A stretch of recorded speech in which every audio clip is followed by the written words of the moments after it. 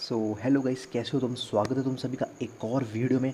और आज की जो वीडियो होने वाली है वो काफ़ी ज़्यादा स्पेशल होने वाली है। ऐसा क्यों? बिकॉज जो ये वीडियो होने वाली है वो 95% हिस्ट्री पे बेस्ड है और 5 to 6% you can say it is based on concepts. ठीक है, तो वीडियो को स्टार्ट करने से पहले एक क्वेश्चन तुम्हारे माइंड में मैं डालना चाहूँगा। क्या तुमने कभी सोचा है कि जितने भी लिविंग बींग्स इस अर्थ पे एग्जिस्ट करते हैं या फिर उनका एग्जिस्टेंस है वो किसी बूंद से कम नहीं है। आज जो हम लोग इस धरती पे जी रहे हैं, निवास कर रहे हैं, ये किसी वरदान से कम नहीं है। ऐसा मैं क्यों बोल रहा हूँ तो सुनो। बेसिकली हिस्ट्री में हम जब जाएंगे 1930 से 1950 के टाइम पे, तो there was a possibility of earth getting destroyed by a nuclear bomb.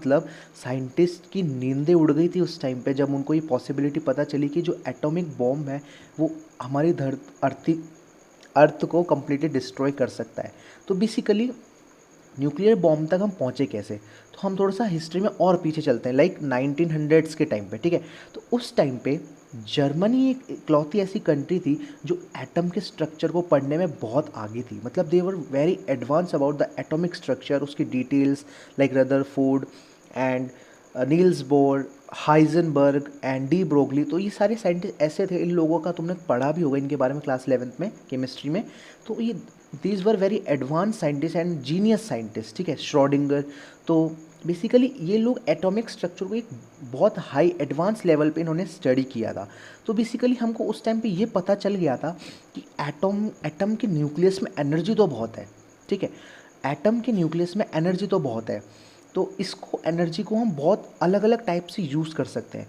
तो बेसिकली न्यूक्लियर बॉम्ब तक हमने अप्रोच किया कैसे वो जानते हैं। तो बेसिकली जब वर्ल्ड वॉर 2 चल रहा था तो उस टाइम पे यूएस ने साफ कह दिया था कि हम लोग अभी वर्ल्ड वॉर 1 से वो पहले से थोड़ा सा क्राइसिस चल रहा था, इकोनॉमिक क्राइसिस चल रहा था। तो उन्होंने डिनाई कर दिया था, अवॉइड कर दिया था कि वर्ल्ड वॉर 2 को हम नहीं लड़ेंगे, हम उस बैटल ग्राउंड्स में नहीं जाएंगे। ठीक है, बट जो जापान था वो उस टाइम पे बहुत पावर था and it was so dominant कि अमेरिका ने सोचा कि हमें इसको दबाना पड़ेगा। एंड उसी टाइम पे जो जापान था उसने अमेरिका की एक शिप, जो डिफेंस शिप होती है पर्ल हार्बर, उस पर अटैक कर दिया, उसको डिस्ट्रॉय कर दिया।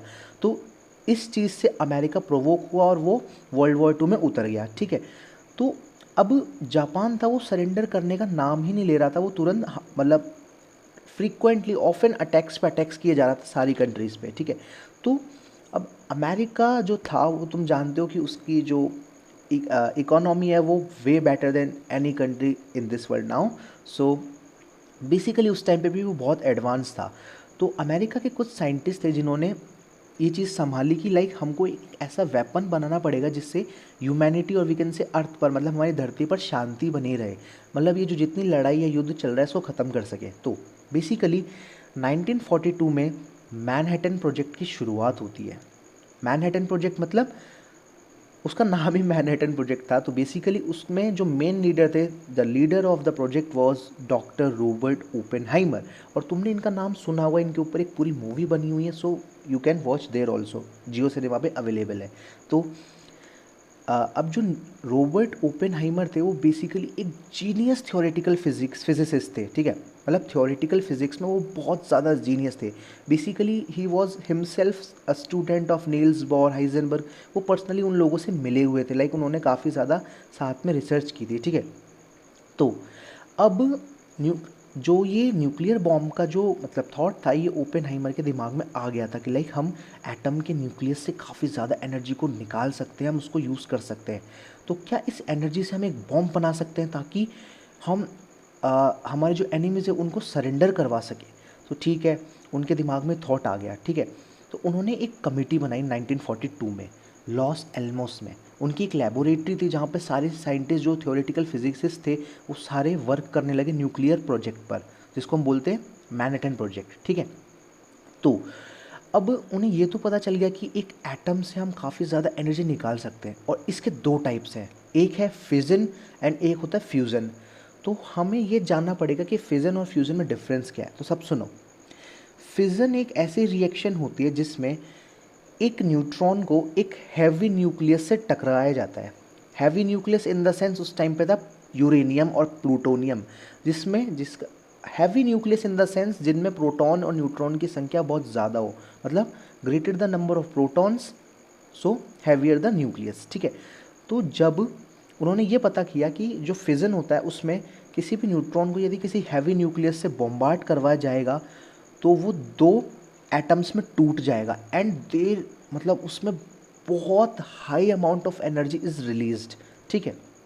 तो फिजन में तो ये होता है। एंड फ्यूजन में क्या होता है, देखो, when two atoms combine, when they get enough energy to get combined and they release a lot huge amount of energy just like our sun। हमारे सन में क्या हो रहा है, जो हाइड्रोजन के आइसोटोप्स हैं ड्यूटेरियम एंड ट्रीटियम और प्रोटियम, ये सारे आपस में मिलकर क्या बना रहे हैं, हीलियम, और काफ़ी ज़्यादा एनर्जी को रिलीज़ कर रहे हैं। मतलब 200 बिलियन केजी पर सेकंड के हिसाब से कुछ एनर्जी हमारे सन से हर सेकंड निकल रही है। तो तुम सोच सकते हो कितनी एनर्जी होगी, 200 बिलियन केजी पर सेकंड। सो अब हमें ये तो पता चल गया कि फ्यूजन और फिजन से हम बॉम्ब बना सकते हैं। तो हमने फिजन को ही क्यों चूज़ किया, तो देखो, fission was basically cheaper than fusion, ठीक है। तो अब इसमें थोड़ा सा हम डीपर में जाएंगे नहीं, बिकॉज इसमें थोड़ा सा मैथमेटिकल कैलकुलेशंस तुम्हें फेस करनी पड़ेगी। तो अब हम बात करते हैं कि क्या क्या ऐसे चैलेंजेस थे जो न्यूक्लियर बॉम्ब बनाने से पहले साइंटिस्ट को खटक रहे थे या फिर डरा रहे थे, उनके लिए नाइटमेयर बन गया था, ठीक है। तो बेसिकली अब एंट्री होती है एडवर्ड टेलर की 1942 में। जो उनके कलीग थे, ओपेनहाइमर के जो कलीग थे, उनका नाम था एडवर्ड टेलर। इनको हम तो आज के टाइम पे बोलते हैं फादर ऑफ हाइड्रोजन बॉम्ब। इन्होंने हाइड्रोजन बॉम्ब को बनाने में बहुत बड़ा रोल प्ले किया था, ठीक है।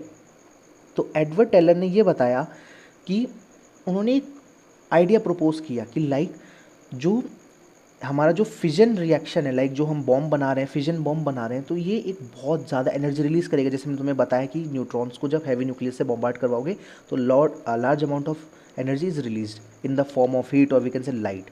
तो उनको ये डर था कि जब हम इस फ्यूज़न रिएक्शन और we can say atomic bomb को डिटोनेट करेंगे, ब्लास्ट करेंगे, तो कहीं वो हमारे जो हम जानते हैं हमारे जो एटमॉस्फेयर है उसमें काफ़ी सारी गैसेस है, फ्लेमेबल गैसेस भी हैं, जैसे हाइड्रोजन के एटम्स हैं, ठीक है, हाइड्रोजन गैस के एटम्स हैं, उसमें प्रोटियम, ड्यूट्रियम और ट्रीटियम भी हैं। तो बेसिकली उनको ये डर था कि ये जो फिजन बॉम्ब है ये कहीं उन जो एटम्स हैं उनको इतनी ज़्यादा एनर्जी ना दे दे कि वो आपस में फ्यूज़ होकर एक चेन रिएक्शन शुरू कर दें जो कि अनकंट्रोलेबल होगी। ऑब्वियसली फॉर एग्जांपल हमारे आसपास जितना भी सराउंडिंग्स हैं, ठीक है, उसमें इतनी एनर्जी एक साथ रिलीज़ हो जाए कि वो सारे हाइड्रोजन एटम्स को फ्यूज़ कर दें आपस में एंड एक फ्यूज़न रिएक्शन शुरू हो जाए और वो मतलब वो रुकेगी नहीं, इट इज़ अनकंट्रोलेबल, ठीक है। तो एडवर्ड टेलर को ये डर सता रहा था कि लाइक एक पॉसिबिलिटी तो ये थी कि लाइक वो कंट्रोल हो जाएगी, ठीक है, और एक पॉसिबिलिटी ये थी कि it will destroy the earth, obviously क्योंकि वो अनकंट्रोलेबल है एंड हाइड्रोजन एटम पूरे अर्थ पर एबंडेंट है, एबंडेंट अमाउंट में है। तो जैसे जैसे वो फ्यूज़ होते जाएंगे, जैसे जैसे वो फ्यूजन रिएक्शन को, चेन रिएक्शन को बढ़ाते ही जाएंगे, ठीक है। तो उन्होंने ये चीज़ बताई हैंस बेथ को, जो उस टाइम पे एक प्रोमिनेंट थ्योरेटिकल फिजिसिस्ट थे मैनहट्टन प्रोजेक्ट के दौरान। तो बेसिकली जो हैंस बेथ थे उन्होंने इस आइडिया को रिजेक्ट कर दिया कि उन्होंने ओपेनहाइमर को जाके ये बोला कि यदि तुमको इतना सा भी मतलब 0.1% चांस भी ऐसा लगता है कि एक बहुत बड़ा डिस्ट्रक्शन कॉज हो सकता है, इसके कारण हमारी अर्थ डिस्ट्रॉय हो सकती है, तो तुम इस प्रोजेक्ट को अभी के अभी रोक दो। बट ओपेनहाइमर को ये बिलीव था कि मतलब उनको अपने जो काम था उस पर बिलीव था कि ऐसा मतलब ये होने की चांसेस बहुत कम है। लाइक उनको खुद को भी नहीं पता था कि हमारी अर्थ बचेगी कि नहीं बचेगी, बट उनको ये विश्वास था और वो बनाते गए। देन अब जो ये मतलब जो अब 1942 में साइंटिस्ट को 6 महीने का टाइम मिला, 6 महीने का टाइम मिला कि तुम सारे रिसर्च कर लो, सारा एनालिसिस कर लो कि व्हाट आर द डिसएडवांटेजेस और क्या क्या मतलब डिस्ट्रक्शन कॉज फैक्टर हो सकते हैं, ठीक है, मतलब क्या क्या खतरनाक चीज़ें हो सकती है, क्या क्या जो कि क्या क्या खतरा हो सकता है इससे। तो उनको 6 महीने में उन्होंने एक रिसर्च निकाली, उसमें उन्होंने एक रेशो निकाला। उस रेशो को हमने क्या बोला कि भाई इसको बोलते हैं लॉस वर्सेस गेन रेशो।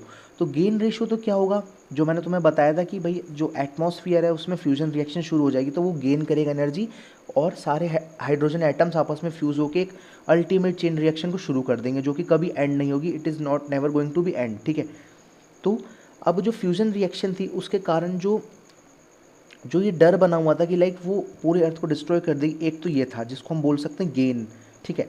और लॉस ये था कि हमारा एटमॉस्फेयर बहुत बड़ा है, ठीक है, और उसके अंदर नाइट्रोजन भी है जो कि फायर रेपेलेंट है, ठीक है, उसमें आग नहीं लगती, जनरली आग नहीं लगती, और इतना प्रेशर भी नहीं है। लाइक जो एटम बॉम्ब है उसको फोड़ने के लिए बहुत ज़्यादा प्रेशर की ज़रूरत पड़ती है, ठीक है। तो ये लॉस फैक्टर ये था कि जो एनर्जी हमारी फिजन रिएक्शन से निकलेगी वो एटमॉस्फेयर में एब्जॉर्ब हो जाएगी और वहाँ पर कोई भी हार्मफुल इफ़ेक्ट्स देखने को नहीं मिलेंगे। एक पर्टिकुलर एरिया में वो एनर्जी रेडिएट होकर एब्जॉर्ब हो जाएगी और ज़्यादा डिस्ट्रक्शन कॉज नहीं होगा, मतलब एक पर्टिकुलर रेडियस में ही वो तबाही मचाएगा and after some time it will vanish away, ठीक है। तो ये उनका एक मतलब प्रोबेबिलिटी, उन्होंने दो प्रोबेबिलिटी बताई थी, एक तो फिजन से कि पूरी धरती ख़त्म हो जाएगी और एक कि वो एनर्जी एब्जॉर्व कर कर सब शांत हो जाएगा, ठंडा हो जाएगा, ठीक है। तो अब जब उन्होंने ये बताया लाइक ये डेट है 16 जुलाई 1945 की, एक्चुअली मैं थोड़ा घबरा रहा हूँ क्योंकि it is very huge video, ठीक है। तो अब जो पहला डिटोनेशन था, पहला detonation was of hydrogen bomb जिसको बनाया गया था प्लूटोनियम से, ठीक है। प्लूटोनियम एक काफ़ी हैवी मेटल है, ठीक है, तो उसको यूज़ किया गया था, ठीक है। तो 16 जुलाई 1945 को लॉस एल्मोस के साइंटिस्ट ने पहला वर्ल्ड का डिटोनेशन किया ऑफ एटॉम बॉम्ब, ठीक है। पहला एटॉमिक बम टेस्ट किया गया कब? 16 जुलाई 1945 पे, जो कि एक स्टील टावर पर डिटोनेट किया गया था। तो तुम इस बात का अंदाज़ा लगा सकते हो वो एटॉम बॉम्ब इतना स्ट्रॉन्ग था, लाइक जो स्टील टावर जिस पे वो डिटोनेट किया गया था उसकी जो स्टील थी उसकी उस एटॉम बॉम्ब ने भाप बना दी थी, लाइक उसकी राख तक नहीं मिली। तो you can just imagine the power of A atom bomb. और वो तो अर्ली स्टेजेस पे था, मतलब फर्स्ट फेज़ के एटॉम बॉम्ब ने ही इतनी खतरनाक तबाही मचाई। जबकि जो रॉबर्ट ओपेनहाइमर थे उनको ये नहीं पता था कि जो उनके द्वारा जो एटॉम बम बनाया गया है वो इस धरती के लिए काल बन सकता है। तुम उनकी एक अच्छी खासी एक क्लिप देख सकते हो, मैं लिंक डाल दूंगा कमेंट्स में, ठीक है। तो उनको नहीं पता था कि जो अमेरिका के जो डिफेंस और आर्मी वगैरह है वो उनके बॉम्ब को मिसयूज़ भी करेंगे। तो 6 अगस्त 1945 एंड 9 अगस्त 1945 को हिरोशिमा और नागासाकी पर ये बॉम्ब्स गिराए जाते हैं और लगभग 1,40,000 से 1,60,000 लोग ऑन द स्पॉट मर जाते हैं उस बॉम्ब एक्सप्लोजन में। सो थैंक्स फॉर वॉचिंग यार, यही था इस सब के बारे में। और ऐसा हम जान सकते हैं कि न्यूक्लियर बॉम्ब मतलब ये एक बून है, एक वरदान है कि हम आज जिंदा हैं, क्योंकि अगर एक डेसिमल की मिस्टेक भी हो जाती है उन कैलकुलेशंस को लेकर तो आज ये एटॉम बॉम्ब हमारी पूरी धरती को तबाह कर सकता था। So thanks for watching, subscribe for more.